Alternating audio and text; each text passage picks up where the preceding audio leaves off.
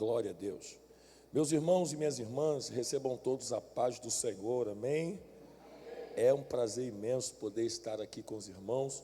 Mais uma vez, eu quero externar a Deus a minha gratidão, minha alegria, e mais uma vez poder servir essa linda igreja com a pregação do Evangelho.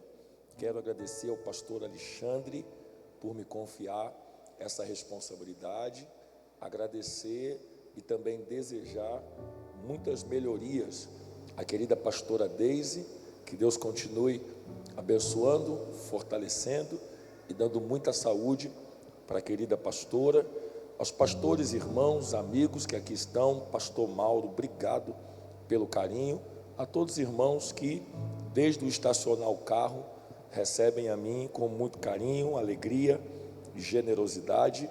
Seja Deus louvado pela vida de vocês, ok? Trago um abraço da minha casa, da minha esposa, da minha filha. Estão em casa estudando pela semana de prova, então por isso não estou acompanhado da minha esposa, da minha filhinha. Eu vim para o culto pregar e minha esposa está lá com a Bíblia na mão e o chinelo na outra, né? Para que a filha aprenda a matéria da escola, mas sem pressão nenhuma, né? Se não for pela Bíblia, vai pelo chinelo. Deus é fiel. Está filmando, né? Já foi, já era. Deus é bom. Vai virar meme, né? Queridos, rapidamente, só uma brincadeira. Você que trouxe a Bíblia, por favor, Gênesis, capítulo de número 2. Esse texto ardeu muito ao meu coração enquanto ouvia o louvor que estava sendo ministrado. Gênesis capítulo 2, verso 15, 16 e 17.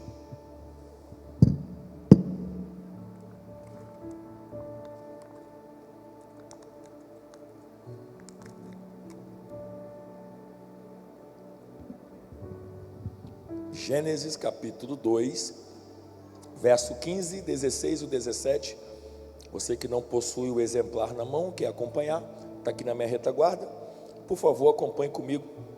Diz assim: e tomou o Senhor Deus o homem e o pôs no jardim do Éden para o lavrar e o guardar. E ordenou o Senhor Deus ao homem dizendo: de toda a árvore do jardim comerás livremente, mas da árvore do conhecimento do bem e do mal, dela não comerás, porque no dia em que dela comeres, certamente morrerás. Ok? Por favor, olhe para cá por alguns minutos e me preste um pouco da sua muito preciosa atenção, para que juntos nós possamos entender e desfrutar de algumas orientações bíblicas que esse texto tem para nos oferecer. Eu acredito que todos, ou a maioria dos que estão aqui nessa noite, conhecem essa história ou um pouco sobre esse assunto. Nós estamos falando sobre o capítulo 2 do livro do Gênesis, que é o primeiro livro da Bíblia, onde Deus começa a nos apresentar detalhes, tanto da criação, formação do céu e da terra, e de tudo que existe sobre a terra a qual nós habitamos. Deus também dá detalhes sobre o início da formação, da criação da raça humana. O texto que eu li nos afirma que o Senhor Deus decidiu plantar um jardim, e esse jardim estava localizado ao oriente do Éden. Esse jardim vai ser um ambiente, a casa, a moradia que vai receber o casal que vai estrear a humanidade, Adão e logo a sua companheira chamada Eva. O texto diz que Deus forma o homem do pó da terra. Essa expressão pó da terra não está ligado ao pó que nós conseguimos pegar, mas sim ao farelo, o menor fragmento, a poeira da terra. Então Deus, ele pega a menor parte da terra para iniciar o projeto da formação da raça humana. Quando Deus decidiu criar o homem, Deus também percebeu que ele poderia viver melhor, e ele disse: não é bom que o homem viva só. Então, para melhorar a qualidade de vida do ser humano, Deus decidiu dar-lhe uma companheira, adjuntora, ajudadora, a sua esposa. E como é que Deus fez isso? Diz o texto que Deus colocou um sono profundo em Adão. E quando Deus coloca um sono profundo em Adão, eu admiro esse texto porque Deus está fazendo o papel de primeiro anestesista geral de toda a história. Sem ter um consultório médico, sem ter medicamentos em mãos, ele conseguiu colocar o homem para dormir. Então Deus foi o primeiro anestesista geral de toda a história. Ele não foi só o primeiro anestesista geral, ele foi o primeiro cirurgião, porque o texto diz que enquanto o homem dormia, enquanto o homem descansava, ele tirou uma costela do homem, e justamente da costela que ele tira, ele inicia o processo da formação da sua companheira. Quando Deus coloca o homem para dormir, nós precisamos entender que o período do descanso é justamente quando o ser humano dorme. Após esse culto, iremos para casa, iremos fazer algumas coisas e logo iremos dormir na parte da noite, porque é na parte da noite que dormimos que automaticamente descansamos. Então a primeira lição é que Deus colocou o homem para descansar, e é justamente quando o homem descansa que Deus começa a operar, a realizar uma cirurgia para dar um presente que ele tanto precisava. Pastor, o que o senhor está querendo falar? Primeiro, que Deus é um Deus que tem prazer em trabalhar na vida de quem descansa. Deus é um Deus que tem prazer em trabalhar na vida de quem descansa. Se você aprender a descansar em Deus, você vai experimentar o trabalhar de Deus. Possa ser que eu esteja pregando para algumas pessoas que estão muito ansiosas, muito preocupadas, muito inquietas, com coisas que elas não podem resolver. Então a orientação bíblica que eu te dou é: o que você pode fazer, faça. O que dá para resolver, resolva. Aonde dá para ir, vá. Mas quando não der, entrega, porque Deus sabe trabalhar para aqueles que nele esperam. Então o meu papel não é ficar preocupado, o meu papel não é ficar ansioso, porque a Bíblia diz: lançai sobre ele toda a vossa ansiedade, porque ele tem cuidado de nós. Então, por favor, abra o coração para receber o que eu vou falar. Deus não vai cuidar de você, Deus não cuidou de você, Ele está cuidando de você. Deus sabe trabalhar para quem sabe esperar. Então aprenda a esperar. Agora, um outro detalhe sobre a espera: enquanto Deus coloca o homem para dormir, automaticamente todo mundo fecha o olho quando dorme. Porém, há umas exceções de algumas pessoas que dormem com o olho aberto, mas é exceção. Então a primeira lição é: dormiu, fecha o olho. Quem dorme não escuta, quem dorme não conversa, quem dorme não fala, quem dorme não vê. Porque Deus fecha o olho, porque Deus fecha a boca e porque Deus tapa o ouvido. É porque você não precisa ouvir o trabalhar, você não precisa palpitar no trabalhar, e você também não precisa ver o que ele está fazendo. Se você aprender a descansar, até de olho fechado você acredita no trabalhar de Deus. Então, só uma vez, por favor, para eu não ficar sozinho nessa, diga para quem está do teu lado: confia, Deus sabe o que está fazendo. Diga: relaxa, Deus sabe o que está fazendo. Fecha o olho e acredita, o Deus que trabalha sabe como trabalhar. Confia. Agora pense um pouco comigo, pastor. Se o homem começa a se movimentar enquanto Deus opera, a retirada da costela poderia ser mal feita. Então não é para se movimentar. Entrou no centro cirúrgico de Deus, relaxa.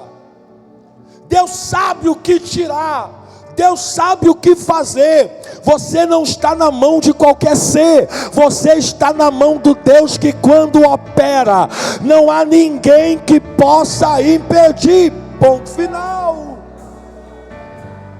Então eu estou dizendo pela Bíblia que Deus é um Deus que trabalha em prol daqueles que nele esperam. Perfeito. Toda vez que você vem a um culto e alguém diz para você: Deus está trabalhando, Deus está operando, qual é o pensamento que vem à sua cabeça? Se Deus está trabalhando, as coisas vão começar a dar certo, a porta vai abrir, a família vai ser salva, o que está fora do lugar vai voltar para o lugar, porque esse é o primeiro raciocínio da cabeça no que tange a um Deus que trabalha. Mas vamos para o texto. Quando Deus começou a trabalhar, o que Deus fez? Deus tirou a costela. Então isso aqui também nos faz aprender que nem sempre o trabalhar de Deus é dar o que você quer, mas é tirar o que você tem. Ele não começou o trabalho dando a mulher, ele começou o trabalho tirando a costela. E o que isso quer dizer, pastor? Até quando eu perco, Deus trabalha.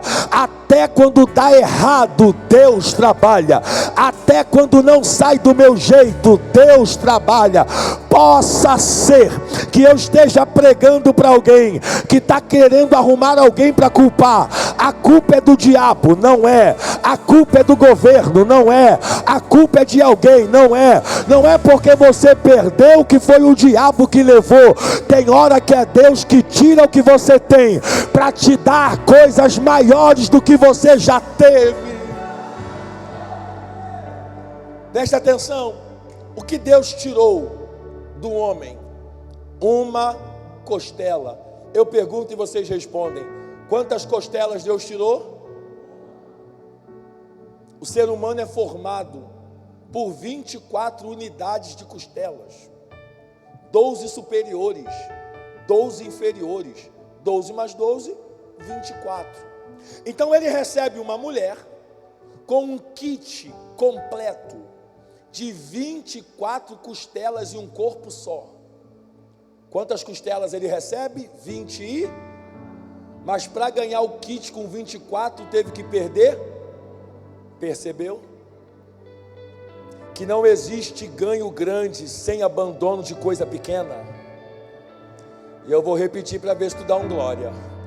O que para você é perca, para Deus é ferramenta de multiplicação. Então para de reclamar do que Deus tirou, porque você não tem noção do que Deus vai te devolver. Então diga para quem está do teu lado: não reclama, não é perca, é ferramenta de multiplicação. Ele está tirando uma coisa para te dar um kit completo, é coisa maior. Pastor, uma porta fechou, tu não tem noção da porta que Deus vai abrir. Pastor, deu errado aqui, tu não tem noção do que Deus vai fazer. Pastor, está tudo desarrumado, é reboliço. Lembra de Ezequiel 37? Era vale de ossos secos, sepulcro, morte. Mas depois do reboliço, Deus levantou um exército. Nem que Deus tenha que usar reboliço, Deus vai colocar tudo no lugar. Tudo no lugar. Tudo no lugar. Agora deixa eu te dar mais um conselho bíblico. Se você observar como o trabalhar começa, automaticamente no meio do trabalhar você murmura. Porque como é que o trabalhar começa? Tirando. Então qual é o pensamento? Se ver Deus trabalhar é perder coisas, eu não quero. Comecei a caminhar com Deus, começou a dar errado, então não quero. Comecei a orar, as coisas pioraram, então não quero.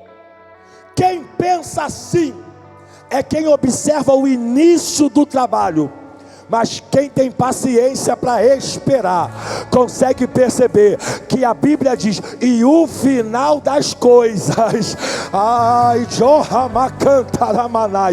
O final das coisas é melhor do que o início delas. Eu sou um pregador agitado, eu não consigo ficar parado. Então diga para quem está do teu lado: vai terminar melhor do que está. Diga: do jeito que está, não vai ficar. Pode estar ruim agora, pode estar bagunçado agora, pode estar de cabeça para baixo agora, mas a Bíblia diz: o final das coisas é melhor do que o início delas.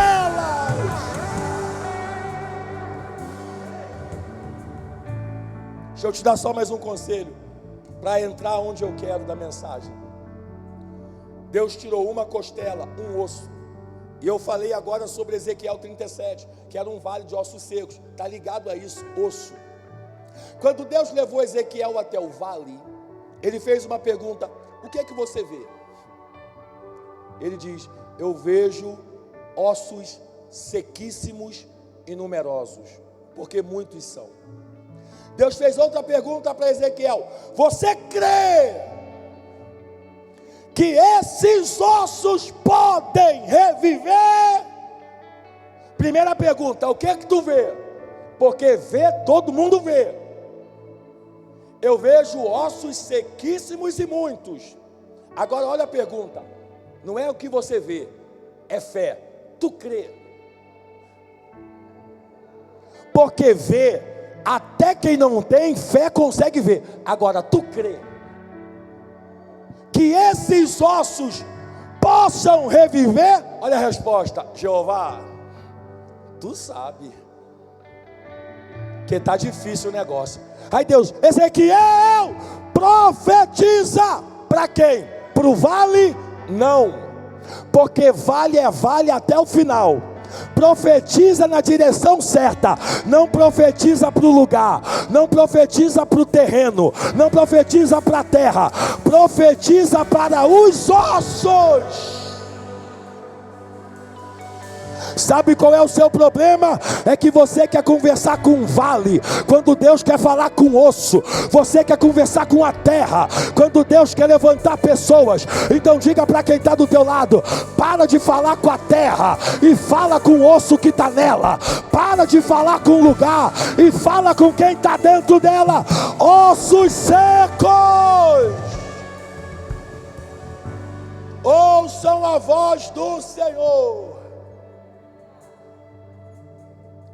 Nunca mais esqueço o que eu vou falar. O que para você é osso seco, para Deus é um futuro exército.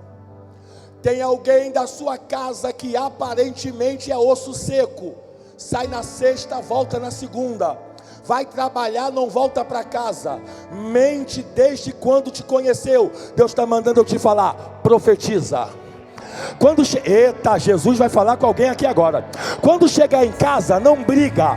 Quando chegar em casa, não bate boca. Quando chegar em casa, não discute. Quando chegar em casa, profetiza: osso seco, receba a vida.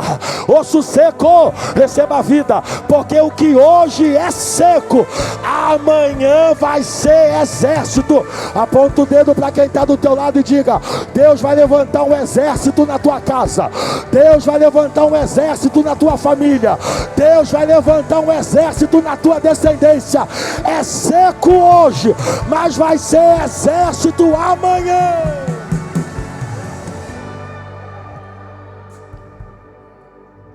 Segunda informação para eu voltar para o texto. Quando Ezequiel profetizou, o texto diz que houve um reboliço. Houve um reboliço.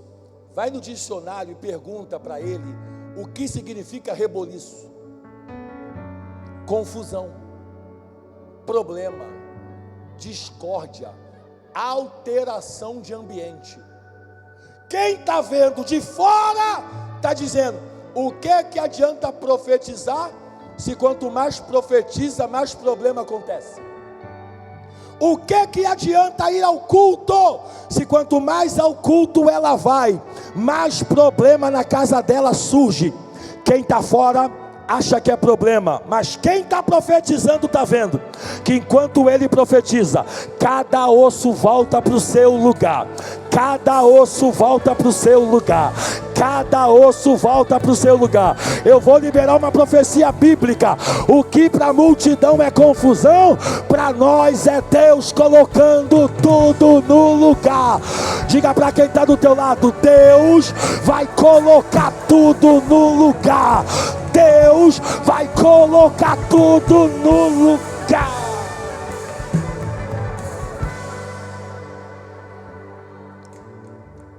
Perdeu uma costela, ganhou o kit com 24.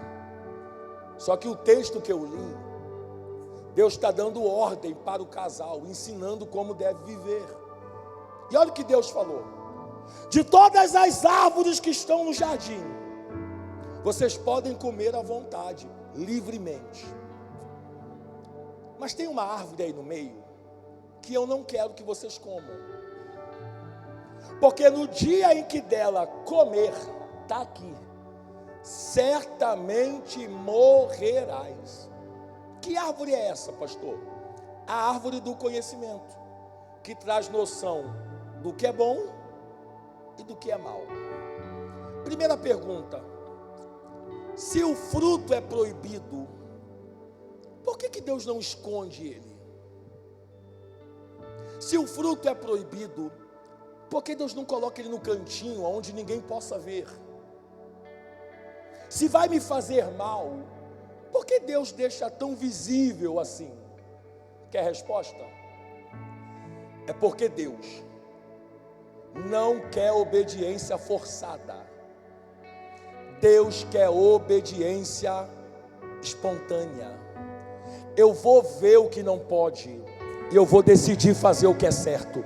Pastor, é errado saber o que não pode? Não, errado é saber que é proibido e mesmo assim se alimentar do que não deve. Deus não vai tirar o que é proibido da sua frente, mas você vai decidir fazer o que é certo. Dessa árvore não coma, porque no dia em que dela comer, certamente morrerás e não viverás. Aí o texto diz: e a serpente, a mais astuta, sagaz, de todas as alimárias do campo, foi até a mulher e disse: por que você não come? E a resposta dela é: porque eu tenho medo. Porque ele disse que no dia em que eu comer, eu vou morrer. Como é que a queda começa? Quando você para de ouvir o que Deus falou e começa a dar ouvido para o que a serpente está falando. A serpente nunca vai colocar um fruto diante do seu olho sem antes ter falado alguma coisa no seu ouvido.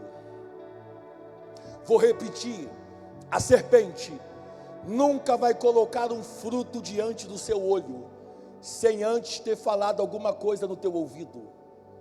A queda não começa com o que você vê, a queda começa com o assunto que você alimenta. E tem gente dando mais ouvido ao que a serpente está falando do que ao ouvir o que Deus está dizendo. Ela comeu do fruto, e quando ela come do fruto, ela não quer comer sozinha, ela vai até Adão e dá para ele.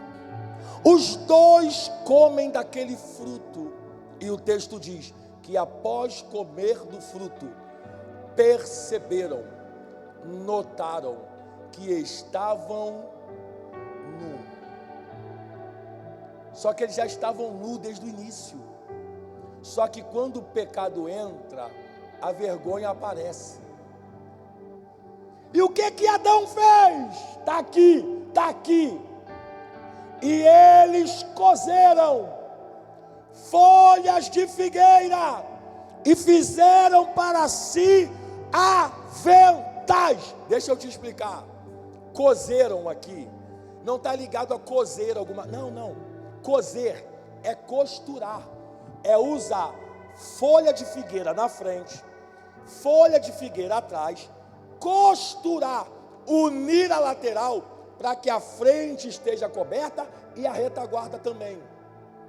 Deixa eu te explicar o que Adão quis fazer aqui. todo dia, na virada do dia, Deus descia. O pensamento é: ontem ele desceu e eu não pequei. Hoje eu pequei, ele vai descer. Então, para ele não descobrir o que eu fiz, vamos esconder a frente, vamos esconder as costas. A ideia é esconder. E o que eu vou falar agora tem muito peso no mundo espiritual. O diabo não quer que você confesse o seu pecado. O diabo quer que você viva no jardim chamado igreja, escondendo o que você fez. Porque toda vez que você encobre o seu pecado, você deixa de prosperar. Está na Bíblia.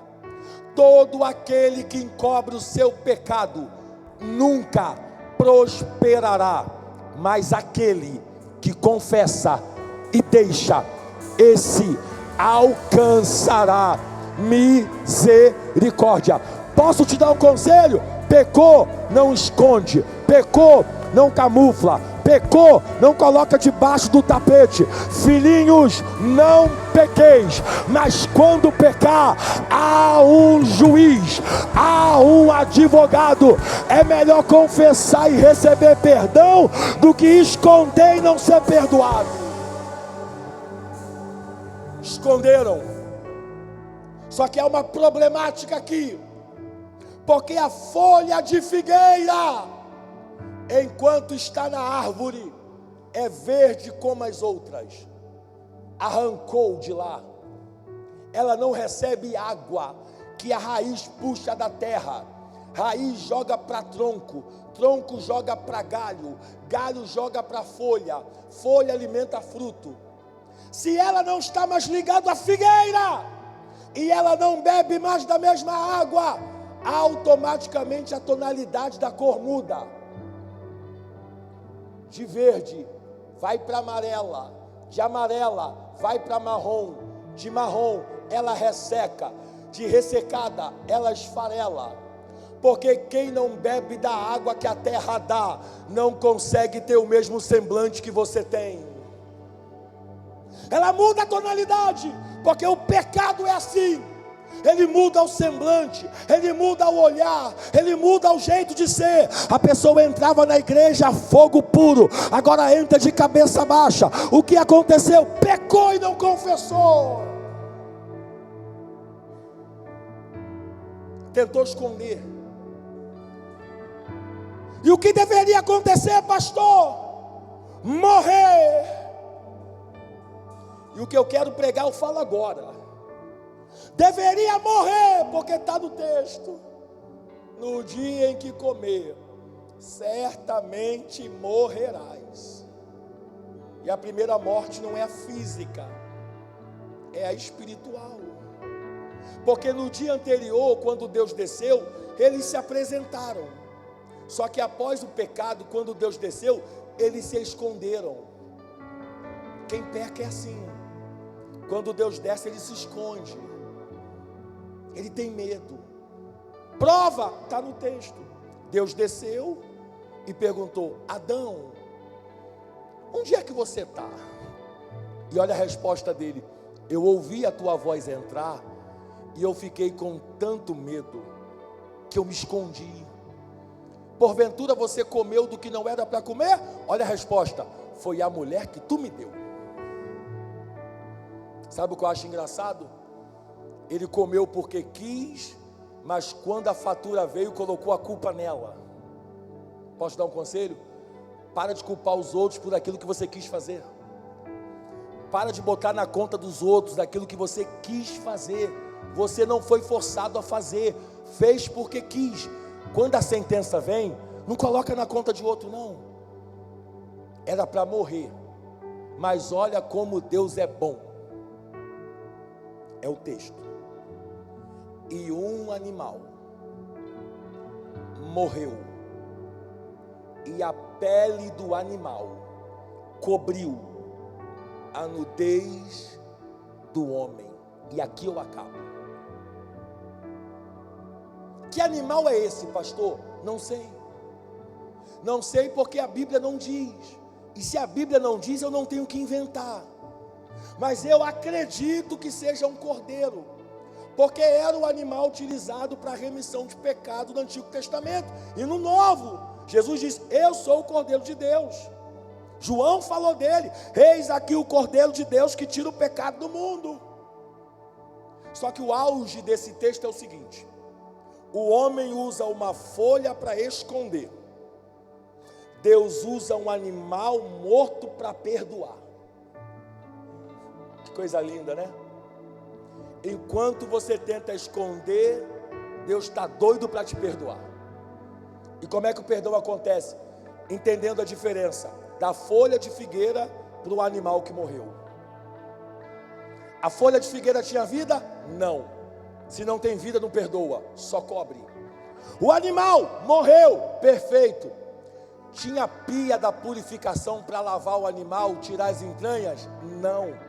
Se a pele do animal foi a cobertura do corpo, aquele animal estava banhado de sangue. E é aqui que Jesus entra. Entre o homem e a folha, pecado. Entre o homem e o cordeiro, o sangue. E é esse sangue que te purifica, que te perdoa, que te dá mais uma chance. O que eu estou dizendo é que se não fosse o cordeiro, você deveria estar morto. Mas como o cordeiro morreu, quem está vivo é você. Prova a importância do cordeiro, pastor. No Éden, para salvar um casal, um animal morreu. No Êxodo, para salvar uma nação, o cordeiro morreu dentro das casas. Gênesis 22, no alto do monte, para Isaac sobreviver, um carneiro morreu.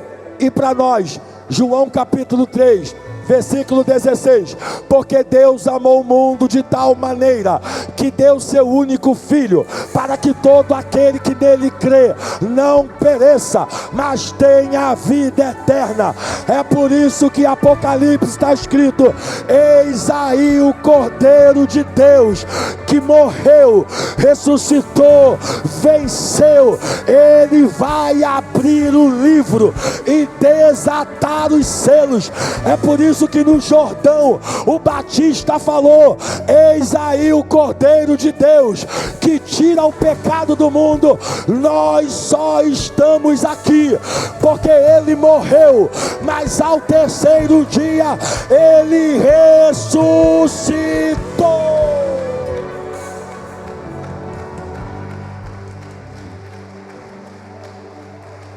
E eu finalizo pensando naquele hino: que a morte venceste, o véu tu rompeste, a tumba vazia agora está. Pode preparar para a gente fechar nele? Por favor. Deixa eu te explicar para a gente acabar agora. O homem foi colocado para fora, sim ou não? Mas olha o texto: e uma espada girava, guardando o caminho da árvore da vida. Pensa comigo para acabar, gente. A árvore da vida está dentro. Uma espada gira ao redor para guardá-la. Quem tenta entrar para alcançar a vida eterna não consegue, porque entre quem entra e a eternidade que está, tem uma espada que gira. Vamos pensar? Quem passa pela espada é cortado. Quem é cortado derrama sangue. Sangue na Bíblia é vida. Quanto mais sangue eu perco, menos vida eu tenho.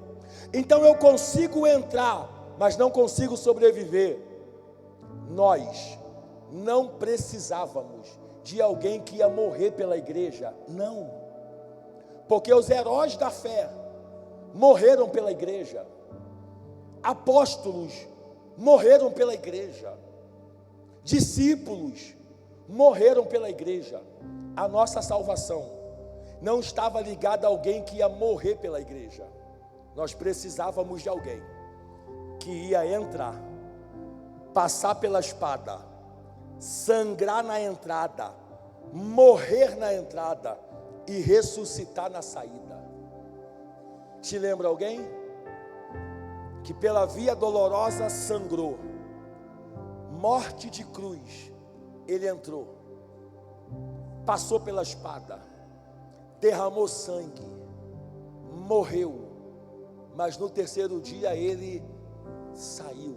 Lembra de alguém? Lembra quando Maria vai até o sepulcro para perfumar o mestre? Quando ela chegou lá, o texto diz: a pedra havia sido removida, e um anjo disse a Maria: mulher, por que procura um vivo no meio dos mortos?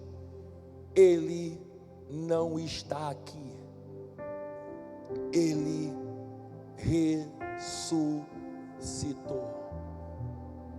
Se tu não der glória a Deus que eu estou falando, está muito ruim para tu, porque de repente você veio aqui atrás de carro, casa, emprego, saúde.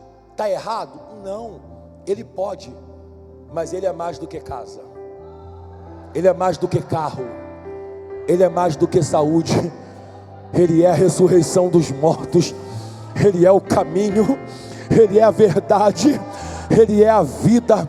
E se a porta não abrir, eu vou entrar no céu de qualquer jeito. E se a enfermidade não for curada, eu vou entrar no céu de qualquer jeito. E se tudo não der certo aqui, eu vou entrar no céu de qualquer jeito. Então por 10 segundos, se você tem mão para levantar e boca para adorar aquele que morreu, aquele que ressuscitou, aquele que está sentado à destra de Deus, aquele que vai voltar para nos buscar, 10 segundos é muito pouco. Então levante a sua mão e comece a adorar, glorificar, exaltecer o nome daquele que é e que pode todas as coisas. Se coloque de pé para acabar, por favor, vai. O início era essa palavra. Se você pode, canta.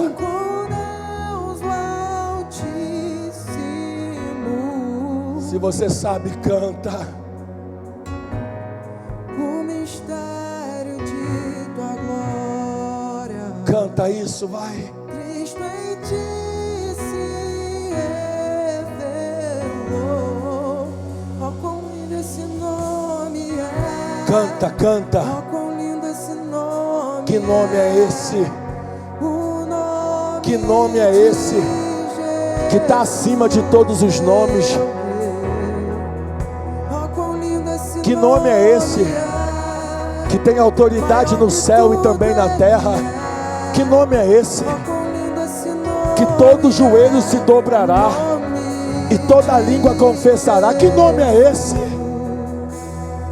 Canta, vai.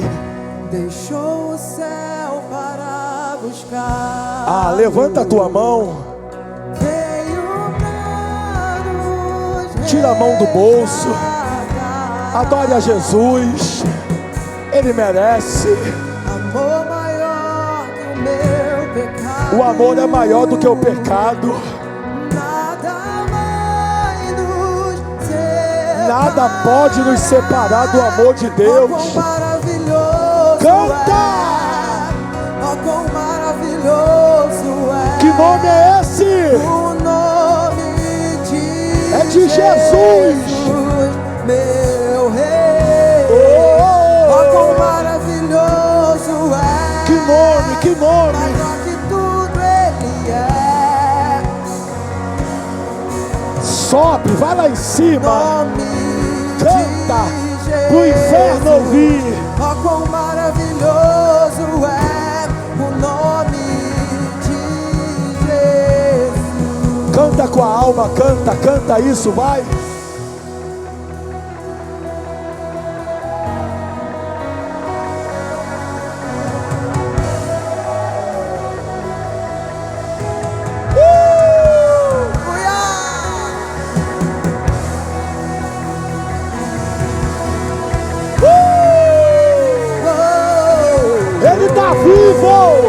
Ele está vivo, Ele venceu. A morte venceste, o véu tu rompeste, a tumba vazia. Tá vazia, tá vazia, tá vazia.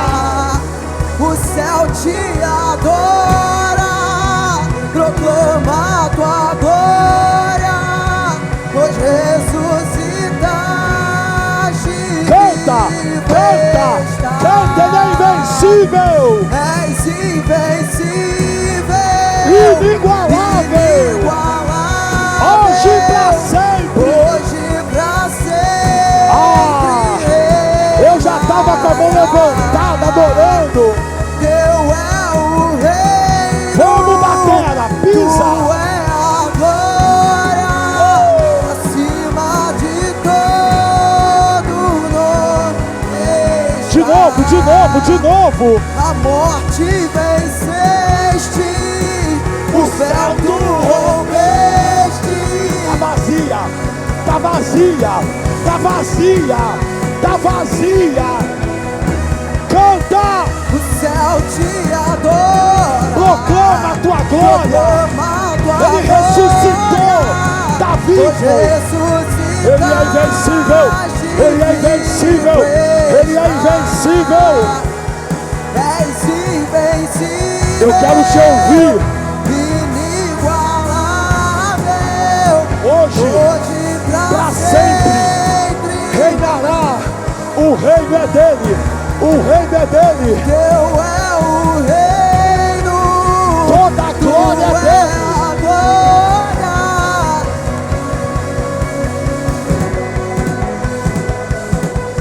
Ó, quão lindo esse nome é. Poderoso esse nome é. Será que a igreja canta? Será que a igreja canta? No Maracanã as pessoas gritam mais alto, no pagode gritam mais alto. Então abre a tua boca, meu filho, abre. É o nome dele. Vamos lá para encerrar, pode pegar a pegada. Vamos, batera, vamos, vamos. Poderoso esse nome é. Poderoso esse nome é. O nome de Jesus, meu rei. Poderoso esse nome é. Canta! Maior que tudo ele é. Poderoso esse nome é. O nome de Jesus. A morte venceste. O véu tu rompeste. Tá vazia. A tumba vazia agora está. O céu te adora, proclama a tua glória.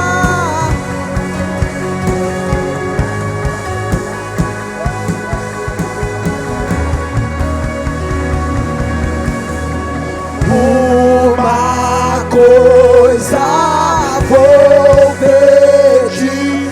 Deixa eu ficar nesse lugar todos os dias da minha vida. Uma coisa vou pedir.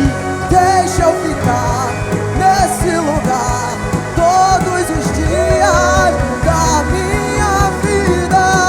É aqui que eu me sinto muito bem. É aqui. É aqui que eu me aqui. sinto muito bem.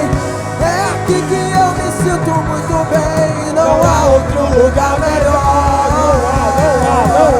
É aqui que eu me sinto muito bem. É aqui que eu me sinto muito bem. É aqui que eu me sinto muito bem. Não há outro lugar melhor. Uma coisa, a igreja. Uma coisa vou. Deixa eu ficar.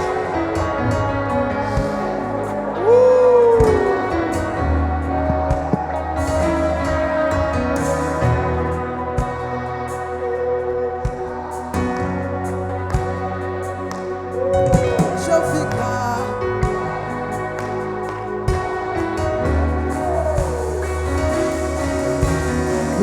Uma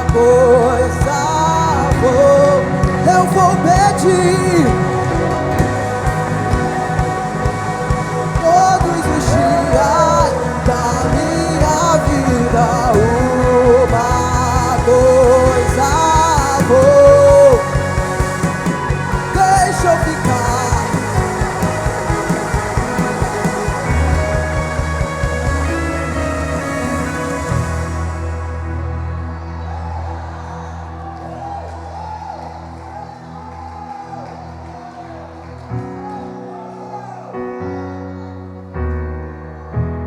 O meu tempo esgotou agora.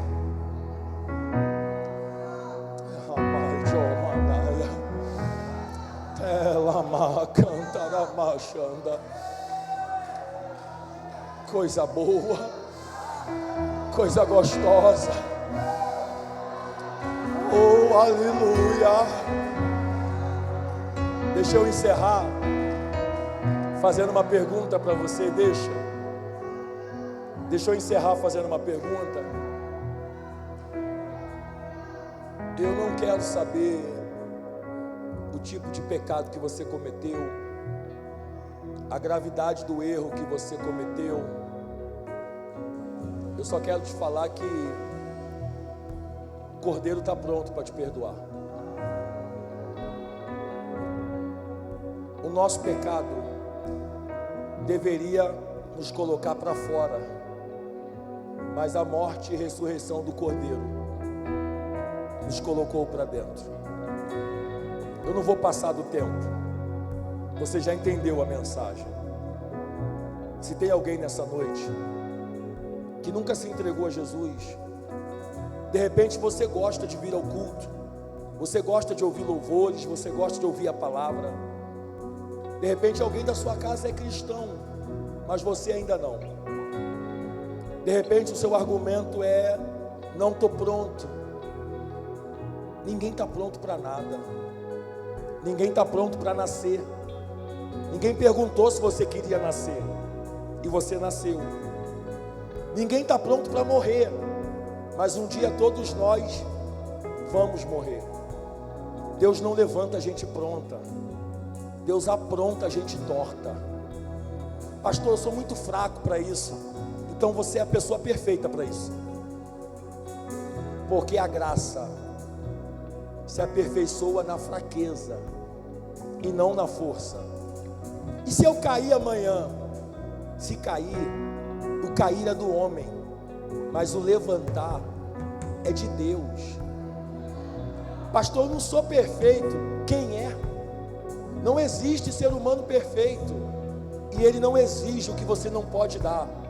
Ele não quer perfeição, Ele quer o teu coração, Ele quer o teu arrependimento. De repente você está no jardim de Deus, está na presença de Deus, mas está cobrindo com folha de figueira, e Ele está dizendo: para de esconder, deixa eu te perdoar, volta para o Pai. 20 segundos, nada mais do que isso. 20 segundos para você que está aqui, quer se entregar a Jesus ou quer voltar para os caminhos do Senhor. Se você trouxe alguém e sabe que essa pessoa precisa dessa atitude, convide ela, porque convidar não ofende. Lá fora o inimigo vai levantar alguém para convidar ela ou ele para fazer o que é errado. Então convide esse alguém para fazer o que é certo. 20 segundos. Se tem alguém que quer se entregar ou retornar, sai do seu lugar, vem até aqui. 20 segundos no relógio. Tem alguém? Tem alguém? Você já está de pé para facilitar. As luzes se apagaram para ninguém te ver. Então sai do teu lugar. Homem, mulher, adulto, criança, jovem, adolescente. Tem alguém? 15 segundos e eu devolvo o microfone. Tem alguém? 15 segundos. Cadê a primeira pessoa que vai jogar a folha de figueira fora e vai receber o banho do Cordeiro? 10 segundos. 10 segundos. Pastor, eu quero, estou com vergonha. Levanta a mão, eu vou aí. Eu pego na sua mão e te trago até aqui. 5 segundos. Tem alguém? Tem alguém? Não. Eu vou devolver o microfone. Se tiver alguém, saia do seu lugar. Se não tiver, que Deus te dê outra oportunidade. E se você já é cristão, que Deus fortaleça os teus passos firmados na rocha. Que Deus te abençoe. e até a próxima, em nome de Jesus. Pastor, por favor.